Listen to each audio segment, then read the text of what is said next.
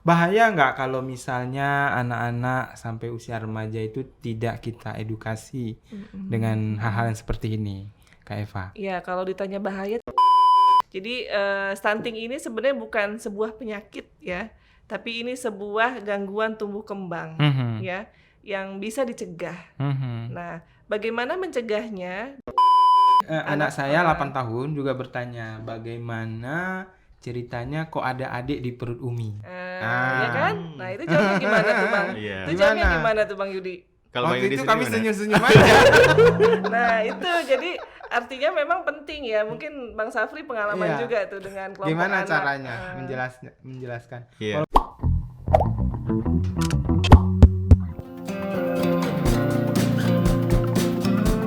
Assalamualaikum warahmatullahi wabarakatuh. Rekan Sago, senang sekali kita berjumpa lagi dalam talk show interaktif di Sago TV.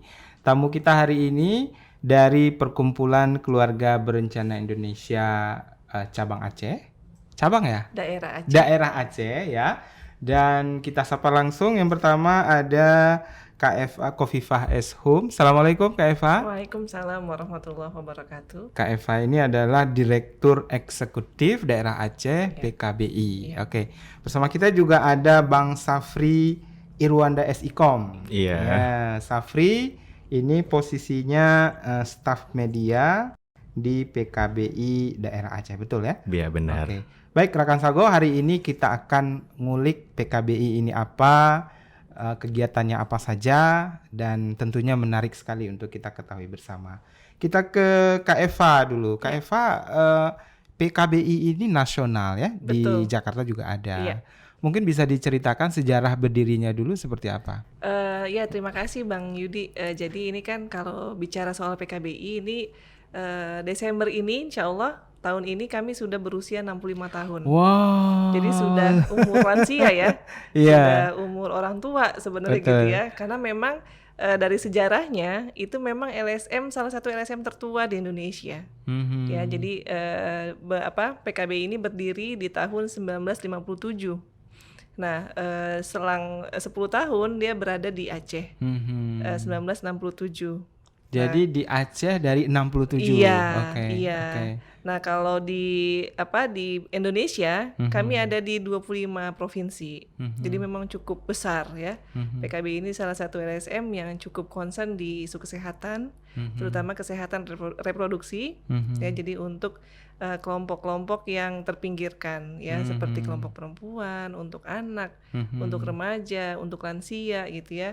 Karena kan ngomongin soal case pro dia long life education ya, circle gitu, circle yang memang dari pembentukan di janin hingga nanti kita tua gitu. Jadi memang siklus ya, dia ngomongin soal siklus. Jadi pada sejarahnya waktu itu pemerintah PKBI ya, maksudnya PKBI itu merespon tingginya angka kematian ibu sekitar tahun 50-an itu. Nah, sebenarnya kalau dari sejarah juga kami ini adalah ibunya BKKBN. Oh, begitu. Nah, jadi awal ketika duluan kongres berdiri. duluan PKBI berdiri, Iya. ketika kongres pertama sekalinya PKBI, kongres pertamanya ya, itu pemerintah terinspirasi membentuklah dulu mereka LKBN. Ya, dulu LKBN namanya, disempurnakanlah menjadi sekarang BKKBN. Oke. Nah, jadi BKKBN itu sebenarnya anak ya. Anaknya PKBI. Iya, memang mirip ya, memang Iya. kami mirip, tapi beda. Kami versi dari swastanya, kalau BKKBN ini milik pemerintah gitu. Tapi kita tetap bersinergi, artinya memang ibu dengan anak, gitu ya, dari rahim yang sama sebenarnya isunya ya. Gitu. Jadi kegiatannya selain di bidang kesehatan reproduksi, tentu juga mungkin ada keserempet-serempet dengan kegiatan yang lain ya. Mungkin kita ke Bang Safri nih bisa jelasin kegiatan apa saja di PKBI. Oke, kalau ngomongin soal PKBI ini nggak terlepas dari kesehatan ya. Tadi seperti yang udah Kak Eva sebutkan, bahwa PKBI ini berfokus kepada kesehatan reproduksi. Jadi kegiatannya terkait dengan kesehatan, bagaimana kesehatan reproduksi ini bisa diketahui oleh anak, oleh remaja, oleh lansia, bahkan juga keluarga. Kita mengajak para keluarga yang ada di Aceh khususnya ya di Indonesia untuk bisa berencana gitu, untuk bisa menjadi keluarga yang bisa terencana dalam reproduksinya gitu. Jadi kalau dibilang kalau kita sebenarnya itu ya fokus utamanya ke kesehatan, tapi kita tidak menutup kemungkinan juga PKBI juga meningkatkan ya capacity building bagi remaja, bagi anak ya.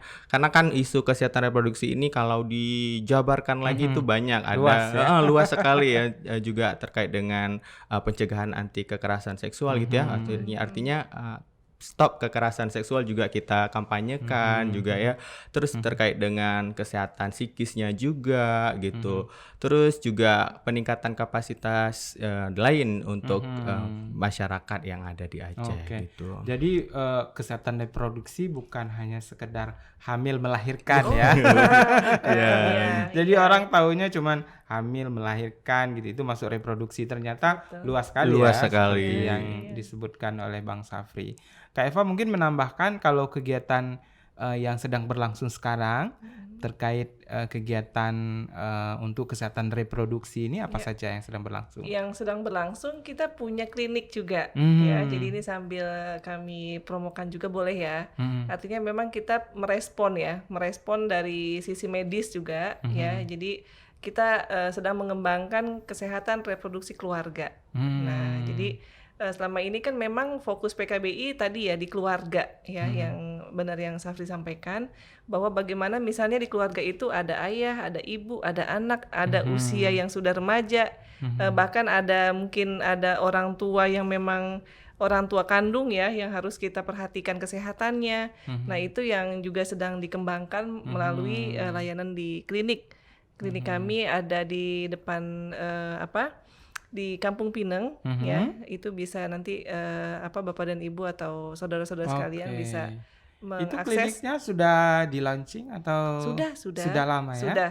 Jadi kita memang klinik umum ya, tapi memang sedang mengembangkan tadi kesehatan reproduksi keluarga. Gitu. Jadi jangan dikonotasikan bahwa kita ngomongin reproduksi itu sesuatu yang tadi ya hanya sebatas hamil, terus alat kontrasepsi misalnya gitu. Tapi keluarga juga harus kita lihat dan juga komunitas.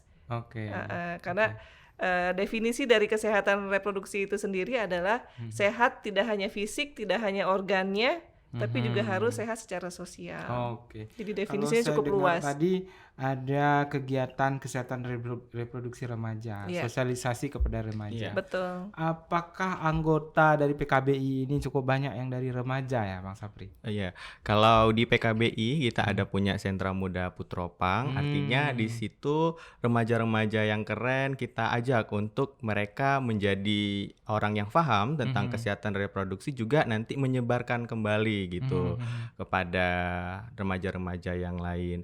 Artinya di PKBI ini kita juga memberikan kesempatan ya kepada remaja seluas-luasnya untuk mengenali bagaimana hak kesehatan seksual dan reproduksinya, juga bisa menjadi orang yang bisa menyebarkan info-info kebaikan ini. Karena kan ngomong soal kesehatan reproduksi nggak cuman tadi ya, nggak cuman soal melahirkan aja kontrasepsi, ternyata lebih besar daripada itu. Dan artinya remaja juga harus tahu ya gitu ya. Kalau ditanya banyak nggak nih remajanya PKBI ya, tentu banyak. Kita nggak hanya cuman di Banda Aceh ya, kita juga ada di Aceh Singkil, iya, di Aceh Barat juga. Artinya Aceh Besar juga. Dan mereka kita ajak, kita latih gitu ya, supaya mereka bisa ya minimal untuk dirinya sendiri, lingkungan sekitar, dan ketika sudah siap bisa menyebarkan ke orang lain gitu. Tadi Sentra Muda Putropang itu anaknya lagi atau bagian daripada PKBI atau gimana? Bagian dari PKBI.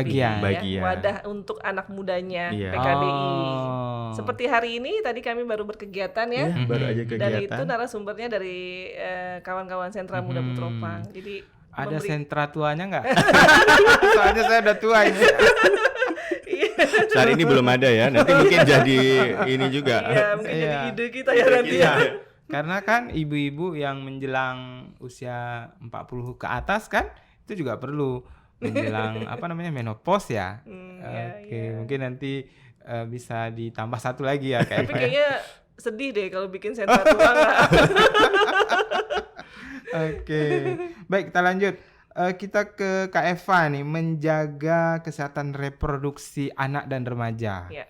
Jadi seperti saya bilang di awal tadi ya, kesehatan reproduksi bukan hanya hamil melahirkan ya. Mulai dari anak-anak Betul. juga sudah harus dijaga ya, Ya. kesehatan reproduksinya. Betul. Jelasnya gimana nih Kak Eva? Untuk anak ya, misalnya kita sebagai orang tua, ya kan, pernah nggak dulu waktu kita sebagai anak diberikan edukasi Kespro? Kurang kayaknya. ya. Zaman dulu. Saya kan Pernah dari kampung dulu. Iya, saya juga dari kampung sama. Pernah nggak kita diajak bicara? Iya. Ya, misalnya, ini udah, apakah maaf sudah menstruasi gitu ya, misalnya, abang apakah sudah mimpi basah? Nah itu kan tidak pernah dapat ya, termasuk saya. Nah karena kita memang dibiasakan dididiknya itu tidak dibicarakan, hingga kita punya anak pun seperti itu. Padahal anak juga punya hak untuk mendapatkan informasi yang jelas terkait dengan hak kesehatannya, termasuk hak kesehatan reproduksinya gitu. Jadi harus diberikan secara baik informasinya dan bahasa anak tentunya. Jadi contohnya gimana? Kan misalnya nih ya, tidak mesti jauh-jauh. Kita bicarakan saja anak kita ya. Kayak anak saya, mama adik ini dari mana? Nah ya kan, itu kan sesuatu yang kok kayaknya dulu kita nggak pernah menanyakan itu ya ke orang tua. Tapi kok anak-anak sekarang tuh udah luar biasa. Sumber pertanyaannya itu kita nggak sangka-sangka gitu. Nah, kita jangan menjawab bohong. Misalnya itu beli dari swalayan atau itu jatuh. Itu jatuh dari pesawat. Nah, itu kan sesuatu yang edukasinya itu diisi dengan kebohongan ya. Artinya jangan dibiasakan seperti itu. Tapi mari kita sampaikan tapi dengan bahasa yang sesuai usia anak. Misalnya usia masih anak saya ini 2 ya. Yang kedua itu dia usianya baru 8 tahun. Nah itu kadang-kadang menanyakan soal menstruasi. Kan nggak nyangka ya, kok anak 8 tahun tapi udah tahu informasi menstruasi. Nah bagaimana itu kita harus sampaikan, tentunya dengan bahasa yang usia dia. Seusia dia ya. Anak saya 8 tahun juga bertanya, bagaimana ceritanya kok ada adik di perut Umi? Ya kan? Nah itu jawabnya gimana tuh Bang? Itu jawabnya gimana tuh Bang Yudi? Kalau waktu itu kami senyum-senyum aja. Nah itu jadi artinya memang penting ya. Mungkin Bang Safri pengalaman juga tuh dengan kelompok gimana anak. caranya menjelaskan. Walaupun Bang Safri udah punya anak belum ya? Belum, saya belum berkeluarga ya teman-teman. Jadi walaupun looknya sedikit dewasa tapi belum berkeluarga gitu ya, karena perlu perencanaan yang matang ya gitu ya. Ngomongin tentang kesehatan reproduksi bagi anak ya dan remaja, saya jawab sedikit dulu. Kalau ngomongin kesehatan reproduksi, mungkin orang tua juga bilang, ngapain tuh belajar kesehatan reproduksi, ini hal negatif ya gitu ya, karena kan kesehatan reproduksi, ngomongin soal reproduksi, padahal kan kita nggak ngajarin hal yang negatif gitu, kita mengajari bagaimana kesehatan mereka ya secara reproduksi, hak mereka gitu, dan proses-prosesnya kita sesuaikan juga usia anak dan usia remaja. Kalau usia anak yang masih TK, SD gitu, tentu kita sesuaikan juga secara apa yang mau kita kasih tahu dan bagaimana bahasanya. Maka ketika SD atau TK, maka kan kita ngajarin gimana caranya untuk menyucikan ya organ reproduksi mereka. Ketika buang air kecil, maka mereka harus tahu gimana cara taharahnya gitu ya. Sebenarnya yang kita ajarin juga sesuai dengan alur Islam gitu ya, bahwa usia segini cara menjaga kesehatan reproduksinya maka harus cuci gitu ya, harus disucikan maksudnya. Terus juga bagian apa yang tidak boleh disentuh sama orang dewasa, kita ajarin itu. Adek, ini bagian yang tertutup baju dalam nggak boleh disentuh sama siapapun gitu ya. Terus kalau ada orang yang misalnya mau nyentuh-nyentuh gimana, kita ajarin juga bahwa itu nggak boleh gitu. Nah kalau misalnya ditanya tadi ini berasal dari mana, tentu kita jelaskan secara dengan bahasa mereka. Adek, untuk laki-laki dan perempuan, mungkin mereka nggak paham tentang reproduksi atau apa gitu ya. Ini ada namanya proses untuk nanti bisa hamil dan melahirkan gitu. Tentu disesuaikan bahasanya kepada anak-anak gitu. Daripada anak-anak cari sendiri ya, itu kan lebih bahaya. Tentu kita jelaskan dan juga pakai bahasa yang memang ini ya. Kalau ditanya nih misalnya kenapa punya adik beda sama punya kakak gitu atau teman perempuan saya, kalau misalnya ada anak laki-laki, tentu kita jelasin juga bahwa ini organ reproduksinya laki-laki punya penis dan perempuan punya vagina gitu. Dan ini nggak boleh disentuh, nggak boleh diperlihatkan kepada orang lain seperti itu untuk jenjang mulai anak-anak. Gitu. Kuncinya kita nggak boleh bohong ya. Iya benar. Harus dijelaskan sesuai dengan bahasa di usia dia. Betul. Gitu ya. Bahaya nggak kalau misalnya anak-anak sampai usia remaja itu tidak kita edukasi dengan hal-hal yang seperti ini, Kak Eva? Ya, kalau ditanya bahaya tentu ya, karena kan sekarang juga kelompok yang rentan mengalami kekerasan seksual itu kelompok usia-usia remaja. Kita miris bahwa di daerah kita itu setiap tahunnya bukannya berkurang, tapi itu terus ada ya. Itu seperti fenomena gunung es kan Bang. Kan yang penting itu memang kita mencegah ya kasus-kasus kekerasan seksual yang terus terjadi itu kan harus kita membuka hati sekarang, berbesar hati juga ya, pemerintah kita juga harus melihat bahwa kenyataannya itu oh iya benar, kelompok remaja ini harus diintervensi gitu. Ya kasus kekerasan seksual yang terus ada gitu ya. Kadang-kadang pelakunya orang terdekat pula ya. Iya, pacarnya Bang, maaf ayah tirinya gitu ya. Karena kan memang kalau tidak dipaparkan sejak dini itu ya memang kita tidak punya kita tidak punya posisi ya di relasi kuasa kita itu sangat lemah ya. Jadi orang dewasa menekan kelompok anak maupun kelompok muda ini kan dia cenderung mudah diancam, ya kan, cenderung mudah disakiti gitu ya, karena tadi relasinya itu kan ada yang superior, ada yang inferior gitu ya, ada yang menindas, ada yang ditindas. Nah kelompok-kelompok inilah yang PKBI paparkan, artinya anak penting untuk kita paparkan, remaja penting untuk kita paparkan, begitu juga orang tua. Nah gitu, jadi kalau ternyata anak-anaknya sudah dapat informasi, kelompok remaja tadi sudah dapat informasi, tapi orang tuanya nggak dapat, itu juga nggak bisa juga mengatasi tadi ya, atau mencegah tadi kekerasan itu agar tidak terjadi. Tapi semua harus dapat. Jadi saya sepakat ini penting sekali anak-anak dan remaja untuk terpapar dengan informasi kesehatan reproduksi ya. Dari PKBI sendiri kegiatannya dalam bentuk apa saja nih yang terkait kesehatan reproduksi remaja? Iya, tadi baru aja kita melaksanakan penguatan terkait dengan kesehatan reproduksi bagi remaja bersama mitra PKBI ya, BKKBN. Di situ kita sama-sama sharing, belajar dengan pemateri yang handal. Ya tadi ada dari Dr. Mutia juga, terus ada dari Sentra Muda Putropang yang mana menjelaskan terkait dengan kesehatan reproduksi bagi remaja. Artinya remaja dikasih tahu bahwa ada hal-hal yang menyebabkan misalnya terganggunya organ reproduksi gitu ya. Bahkan dari makanan, dari gizi juga berpengaruh gitu kepada organ reproduksi, sistem reproduksi dan psikis dari remajanya gitu. Karena remaja kan juga bingung ya, karena ketika misalnya anak-anak yang menuju usia balik itu bagi perempuan ini kok ada darah gitu ya, karena tadi misalnya kadang nggak dipaparkan terkait dengan ini gitu ya, kadang juga karena tidak taunya itu juga kan gini istilahnya, nggak tahu aja ada terjadinya kasus kekerasan seksual gitu, gimana nggak tahu gitu ya. Maka kita kadang terlewatkan untuk memberitahu kepada anak bahwa ketika misalnya dipegang seperti apa. Itu tadi kegiatan yang paling dekat ya, paling dekat ya, itu penguatan kapasitas. Kita juga punya di PKBI ya, ada teman-teman magang dari universitas. Kita juga melatih bagaimana mereka mendapatkan ilmu. Pertama mendapatkan ilmu dulu terkait dengan kesehatan reproduksi, lalu mereka menjadi orang yang kita latih juga untuk memberi materi terkait dengan kesehatan reproduksi. Jadi sudah dapat materinya, mereka juga bisa dilatih untuk memberikan materi kepada orang banyak. Jadi public speaking terkait dengan kesehatan reproduksinya juga ini ya. Terus pendidik sebaya ya. Iya, pendidik sebaya gitu. Harus sebaya. Tentu ini menjadi lebih efektif ya. Iya benar. Mereka punya bahasa tersendiri betul, ya. Betul. Oke. Kalau mengenai pembiayaan gimana kita sumbernya ini, Kak Eva? Kalau pembiayaan memang beberapa kegiatan itu ada yang fundraising ya, ada yang memang kita support sendiri, ada juga yang memang disupport oleh misalnya seperti BKKBN gitu ya. Jadi ada pihak-pihak memang yang mensupport juga gitu. Ada pendonor juga. Iya gitu. Ada juga yang dari kegiatan PKBI sendiri, Betul. dari PKBI pusat gitu anggarannya. Iya. Oke.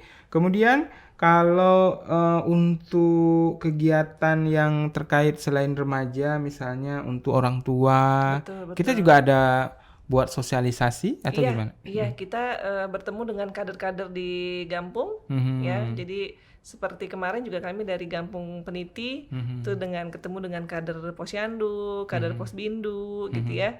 Nanti juga ada kelas khusus misalnya untuk lansia gitu. Nah, jadi kita ada kelas-kelasnya misalnya kelas ibu dan balita, ibu hamil dan balita gitu kita paparkan. Lalu ada kelas untuk kader, lalu ada kelas untuk remaja gitu. Jadi memang kita per segmen kelompok. Karena harus masuk ke segala lini ya. Iya, betul. Karena kan sekarang juga ada yang banyak berubah ya dari pola asuh, ya kan, yang kenapa mengakibatkan banyak sekali kekerasan terjadi di daerah kita gitu. Karena ketika kita mau refleksi melihat ke dalam, ternyata iya betul.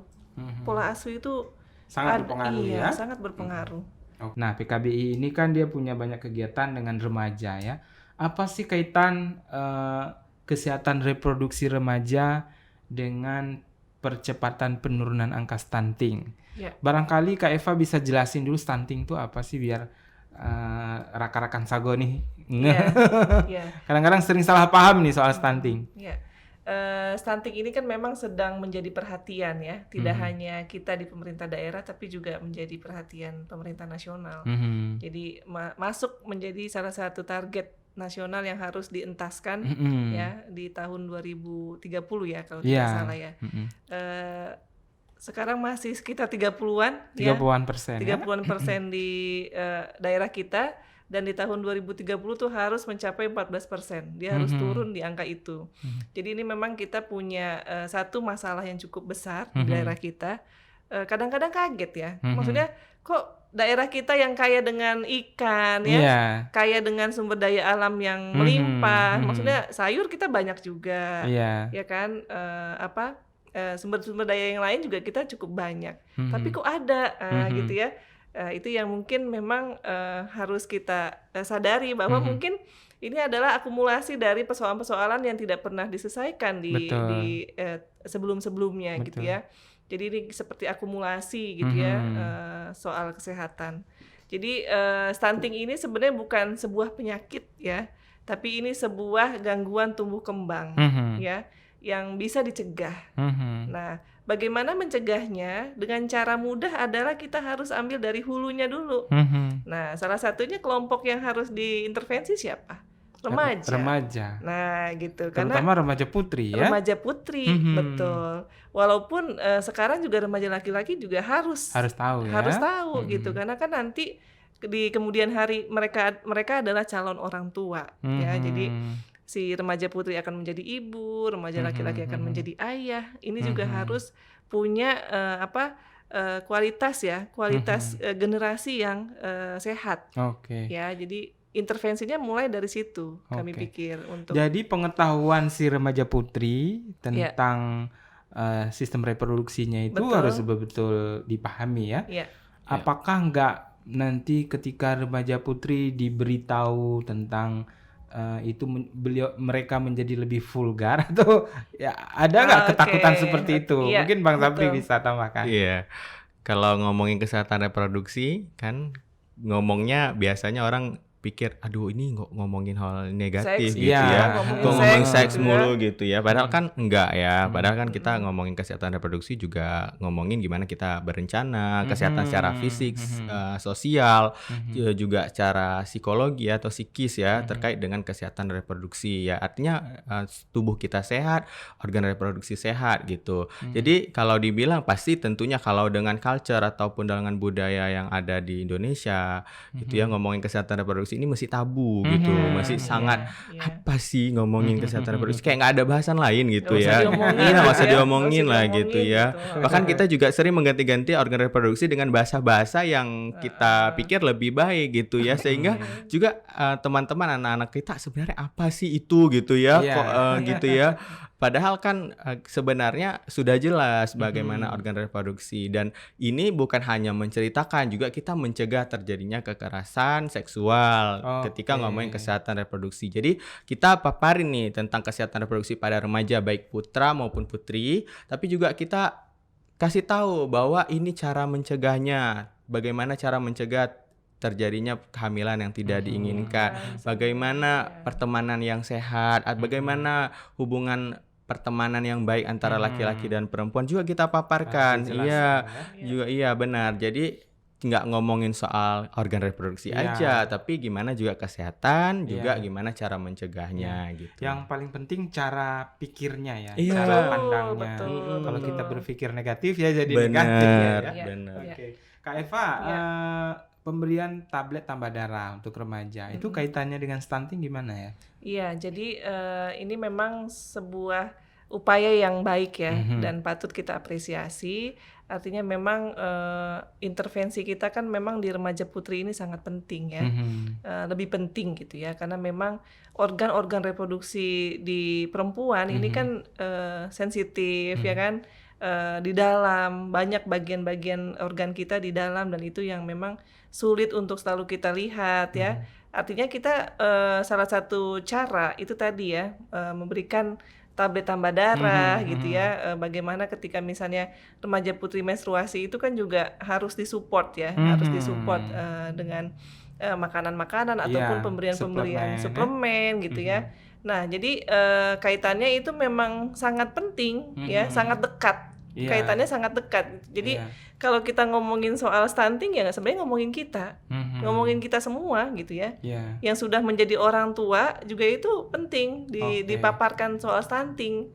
Ya, bagaimana nanti dia mengedukasi anak misalnya yang sedang menyusui, ya kan? Bagi orang tua, suami bagaimana dipaparkan, bagaimana support suami ketika misalnya menjadi ayah ASI, nah gitu. Bagaimana memaparkan dengan remaja putri tadi, ya dia harus makan makanan yang bergizi, ya jangan makanan yang instan gitu ya. Jadi yang nilai gizinya zong gitu ya, kosong gitu. Jadi itu yang memang sedang membicarakan kita semua sebenarnya. Ya, stunting itu adalah masalah kita. Jadi memang harus. Kalau misalnya tiba-tiba si remaja putri mengandung, kalau dia siap dengan kondisi fisik, tentu itu sedikit kemungkinan akan bisa membantu mencegah stunting kayak gitu ya. Betul, mungkin ya. betul. Iya. Karena mencegah stunting itu mulai dari sebelum bayi lahir ya. Iya. Dari sejak dini. Sejak dini. Betul. Jadi ayo ajak remaja. Kalau dulu pidatonya Soekarno, berikan aku 10 pemuda, maka akan aku guncang dunia ya. Kalau sekarang berikan kita 10 pemuda ya, maka akan aku entaskan stunting. Kan gitu ya. Jadi mereka juga yang harus bersuara ya. Mereka juga yang harus gerak. Kelompok-kelompok muda inilah yang harus menyuarakan bahwa ayo ini ternyata masalah kita gitu. Di usia kita ini intervensinya yang penting. Nah, jadi diajak bergerak remaja kita atau pemuda kita itu untuk kenal bahwa oh ternyata kita punya masalah stunting. Kalau PKBI sendiri sekarang ada program khusus untuk pencegahan stunting. Ada yang sedang berjalan? Secara khusus tidak ya, tapi kita mainstreamingkan. Jadi semua program itu sebenarnya bisa kita integrasikan ya kan.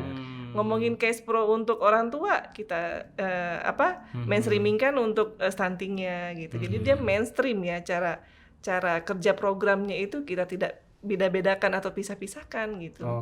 Tapi memang semua orang, semua kelompok itu harus kita paparkan. Apa nih komitmen dari PKBI ini Bang Sapri untuk program kesehatan reproduksi? Iya, tentunya PKBI sangat berkomitmen bagi kesehatan, khususnya kesehatan reproduksi.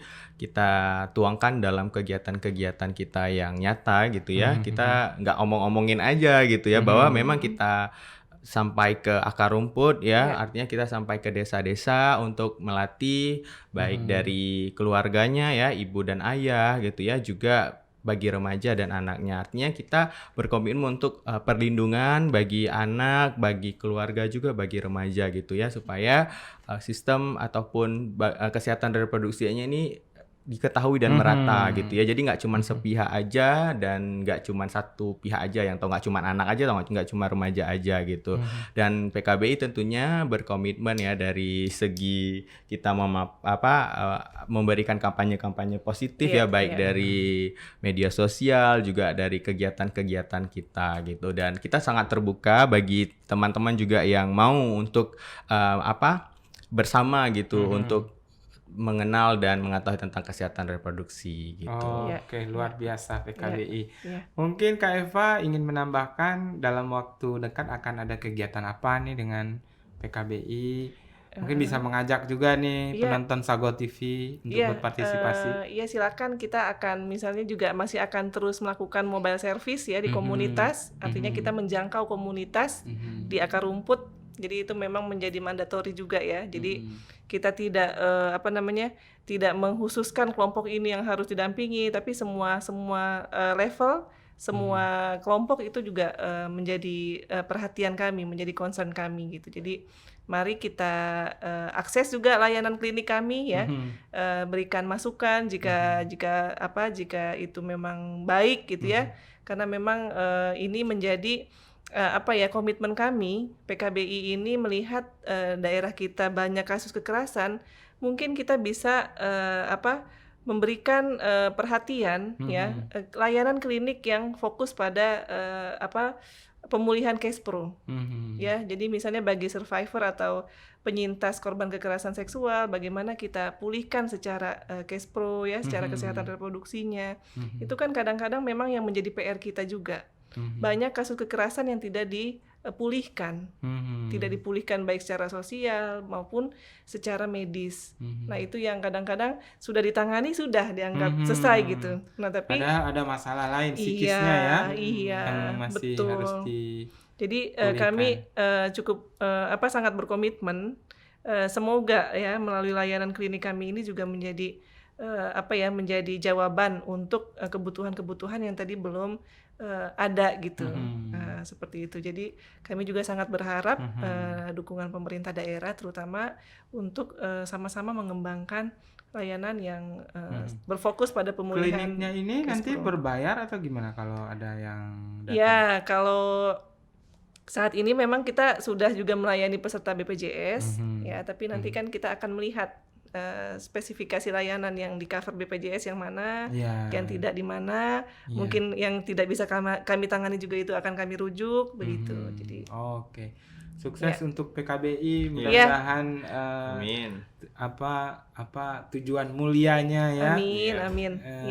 Mendapat balasan dari Allah yang Maha Kuasa. Amin. Sukses juga untuk Sago TV. Ya. Nanti sering-sering juga kami diundang lagi. Insya Allah. Oke. Bang Sabri mungkin ada lagi yang mau ditambahkan? Iya, untuk perlindungan anak dan remaja tentunya itu menjadi tanggung jawab kita semua gitu ya. Tidak hanya PKBI, teman-teman setiap penonton Sago TV tentunya juga punya andil yang cukup besar dalam perlindungan kesehatan reproduksi bagi anak, bagi remaja dan bagi keluarga kita gitu ya, bagi lingkungan sekitar kita. Tentunya layanan klinik juga punya layanan khusus ya. Kita punya home care, artinya teman-teman Sago TV bisa memanggil gitu ya dengan dokter yang handal ke rumahnya sobat-sobat dari Sago TV gitu ya, supaya bisa mendapatkan layanan kesehatan, nggak hanya kesehatan reproduksi tapi kesehatan umum lainnya juga kita bisa bantu gitu. Baik, terima kasih sekali lagi Kak Eva, sama-sama. Bang Sabri. Akan Sago jangan lupa komen, like, and subscribe. Assalamualaikum warahmatullahi wabarakatuh. Waalaikumsalam warahmatullahi wabarakatuh. Jika video ini bermanfaat untuk Anda, silakan subscribe, like, dan nyalakan loncengnya. In time of sorrow, when everybody falls into the sadness, love will reveal for those who hunger for the love and